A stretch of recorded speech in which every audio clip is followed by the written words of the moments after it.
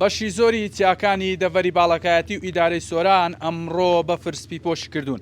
ئەمەی کە هەیە ئەم شوێنەی من ئێستا لێم پڕژەی باڵەکایەتیە، ئەو چیایکە لە دیمەنەکاندا دیارە چای هەساری سەکرانە، هەر لە بەرەبەیانەوە بەفربارین لێرە دەستی پێکردووە و ناوچەکەی چیاکەی سپی پۆش کردووە.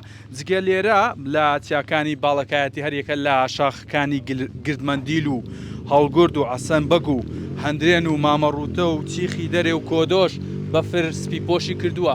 لە شاخەکان لە شوێستانەکان 5 بۆ نزیکە 8 سانتیم بەفر باریوە، کەشێکی تاو ساردی هەیە. لێرە جگە لە بەفر لە سنووری ئیدارەی سربەخۆی سۆران هەر لە دوێنێشەوە بارانبارینیش لە سنتەری شارەکان دەست پێ کردووە. بەپێی ئەو ئامارەی کە کەشناسی سۆران بە ئێمەی داوە لە سنتەری سۆران 10 ملیم باران باریوە، لە خەلیفانش بە هەمان شێوە 10 ملیم باران باریوە، لە چۆمان 14 ملیم باران باریوە، لە سیدەکان 8 ملیم باران باریوە، لە ڕۆواندز 13 ملیم باران باریوە. زۆرترین ڕێژەی بارانبارین لە سنووری قەزای مێرگەسوورە کە لە دوێنێشەوە تاوەکو ئێستا نزیکەی 30 ملیم باران لە سنووری قەزای مێرگەسوور باریوە. ئەمەی کە هەشا ئێستا ئەمە چای هەساری سەکران، ئێمە لە پڕژەین.